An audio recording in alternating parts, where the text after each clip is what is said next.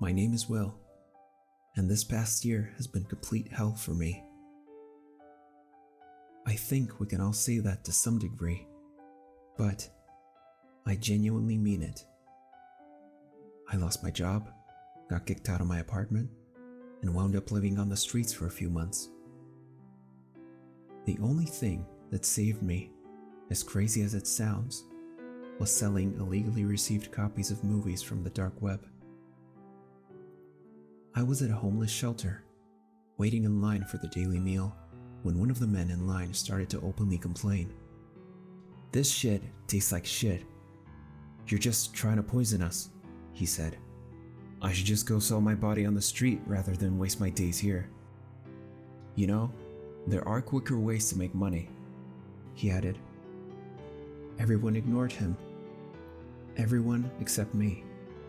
Once I got my meal, I slid over to his table and introduced myself. "You sure were big talk in the line a second ago. You really know a quick way to make money. I don't care if it's illegal. I just want to try and recover from this shitty situation," I told him. "Sure, I'm only here to actually avoid my old ball and chain, but a strapping young man like yourself, you got your whole future ahead of you. Don't waste it on this sort of shit," he said. "Just tell me," I demanded. "Alright, sure. You know how we get web access for 1 hour per day? Well, I can teach you how to access the dark web and take jobs, sell products for high-paying clients," he promised. I told him I was interested, and we agreed to meet up and share our computer time that evening. I sat alongside him in the rec room as he logged into the private browser and typed in a website on the dark web. "This place here usually shows what is selling the best. Trends change from time to time, so it doesn't hurt to be in the know," he explained. As we searched the forum, I noticed quite a few links to supposedly discount movies that normally cost money from streaming apps like Disney and Hulu. "That sounds like Pirate Bay or something," I told him. "Yeah, you've got a good eye. It looks like footage of movies is selling pretty big right now. Must be because of the virus raging," he commented. He typed in another search to show me how to find clients and explained. "So, what you'll need to do is agree to be a third-party seller for one of these bigger companies. Like this dude, Appertainment. He's willing to pay a 15% commission on any DVD sold from his website." That sounds easy enough. I used to work as a telemarketer, and I was pretty good at selling people stuff, I admitted. "Then this should be right up your alley. But do be careful. Oftentimes, criminals use these DVDs to spread viruses to people's hard drives and such. Trolls on the internet. I would recommend you verify the content before you actually sell it. Make sure you aren't giving people more shit," he said. The next day, I used my computer time to locate 3 different employers on the same webpage. My job was simple. They would send me a copy of a pirated movie, either from a streaming service that normally costs money, or from some caught stream they had taken themselves. I didn't question it. I just accepted everything I could and agreed to let them send a copy of the movies to me. From there, it would be up to me to sell it. Since my computer time was limited, I chatted with friends at the shelter, convincing them to check their own emails. "I got something for you guys. A few awesome movies I think you'll enjoy," I told them. For a while, it wasn't a bad situation. I sold 1 or 2 movies a week and had enough money for food and new clothes. I was still at the shelter, but at least it didn't feel like I was going to be trapped there forever. Eventually, I was able to get out of the shelter and into a small crappy apartment, and I increased my illegal movie operation. One seller in particular, a Korean distributor named WORLDMOVIES, even wanted to sign me up for a permanent contract as their marketer. The contract was simple enough, or so I thought. All campfire sent by World Movies cannot be viewed except by a buying party. Employees of World Movies must never open any content from the company, or risk losing all benefits. I was figuring it was just an excuse to make sure that someone didn't upload the movies they had hacked and stole online for free. In other words, they wanted to be sure they got their cut. I got into chat rooms, finding customers left and right to sell my wares to. I had a sales pitch for every situation ready to type into the chat. You will never find a movie like this on Hulu, and not at this price. You're wasting money every month on Netflix and maybe watch like 5 things. At least this way you get your money's worth. I know you can't go see movies right now, so rather than pay for premium service, just get the movies you want at half the price. I never even looked to see what movies I was selling. I figured any content was better than nothing at all.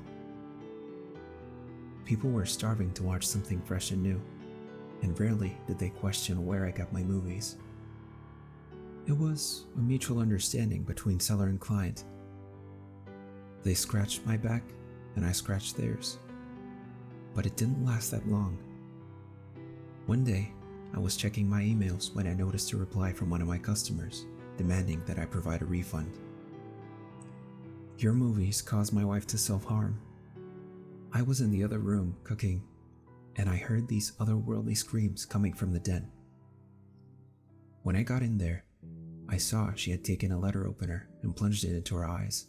The message read. Soon, I got a dozen more similar messages, describing visceral accounts of people mutilating their bodies after watching the films I had sent. Reading through the experiences made my entire body shake, each one worse than the last. My little kids were hoping to watch a wholesome flick. Instead, I watched as they tore one another apart. I was helpless to stop it. It felt like there was something else there in the room with me when I watched the film.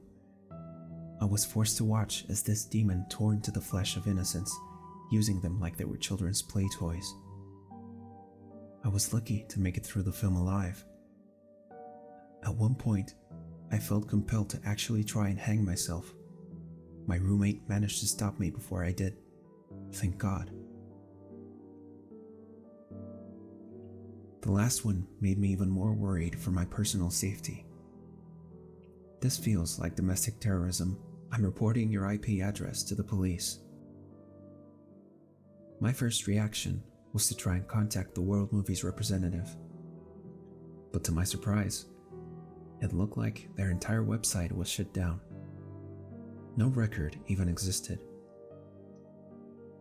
I tried a different approach and went to the main forum and typed in a question.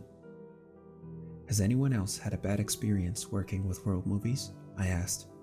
I closed the laptop and tried to get some sleep. I couldn't help the people who had already been hurt, but maybe I could get to the bottom of what was happening. In the morning, I got a message from an anonymous user asking me to join a private chat. They called themselves Benedict. When did you work for World Movies? They typed out. For the past week, I sold about 10 of their movies to people across the web. I was expecting a 20% commission. A payday is going to be the very least of your worries very soon, the user told me. What do you mean? I asked. World Movies shut their doors to the public in 2008, at least 12 years ago. They were caught in a scandal, selling snuff film and questionable porn to people online, they replied. Where did all their movies get sent? Some other operation must have taken up the name, I said. You're not getting it, are you? All the films were confiscated by authorities, mostly destroyed or sealed by federal lawsuits. The films you have been selling, they are cursed, the reply came. I don't believe you. There has to be another explanation, I said. Have you watched one of them? That's against company policy. Open one and tell me that you don't look straight into the pits of hell, they replied. The chat ended a moment later. I sat there for a long time, checking messages and debating what to do. Then, World Movies decided to make the decision for me and gave me one final movie to review. To receive payment, watch this film. I had gone this far into the trap. It seemed fitting for me to fall all the way in at this point. I started it and sat back, feeling a cold chill run down the back of my neck as the title screen came up. Subject: 76851, William Alchrist.